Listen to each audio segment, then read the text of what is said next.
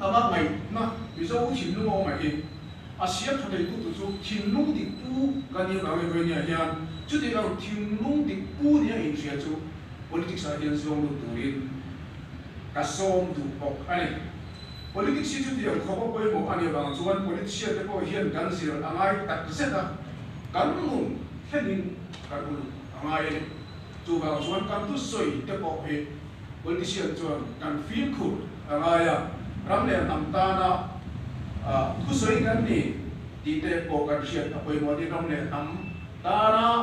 in pe ding kan ni chuan kan sam ko kai ma ni khum tu ni ti hin kan hian apoi mo tu soi te a thiam vak lo wali kan om na azirin chu chu kan lu ko ko se thain ka sia a tin ram le nam ma so na ai tu le bi rong ko la bi welfare mai to he kan ti tu ani la khover ram ro bi le nam ro bi kan ti te ko he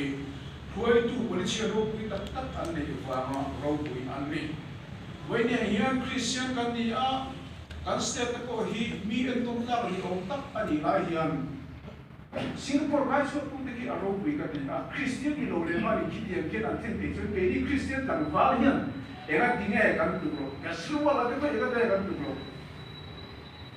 Bihar kan sia Nitish Kumar ko kan tu lo be politics ha lo chu an thong bing lo ni ko hian era dinge pe ni hi he te ko kan on di te hi ka re lo wa a ma zo ma le ho tin ro bui na te hi a lo chu zo ma le ro bui na te hi a lo chu ro ni ya wena kan politics khel ta dam tak ero hi chu kan ti chiana kan chu chian amai ta pe mai politics ni na dik ta ko lu na se chiang lo wa party politics mai tu a gui chila rimzi tak ku thi te hian politics mai anti pa che pathian ina apia si machine kan kola ro ani re ko direct ka mo kuna nei tu politician te hi al zaumen du a chu an mo kuna ro ku tak te chu ku chuan mo kuna sa tak kan ne na ke o kan pen tu ani ti ti ta mai na ani ko hey house up kan chu be a mi bui ti on tak ta ngai te hian a chang so ni blot president ri ku ti lek ku hian ku an no sen on ti a mo ki ga dia tu kan so ti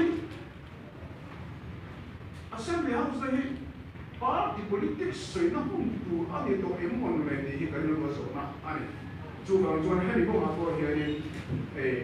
azir ti ke tu chu nang ni ho hi ni a chu mi ko ma ko chu dai ko kan ngai le ani di hi kan chiat dan fet ani hi whereas Mizoram Association kai suai na program bukta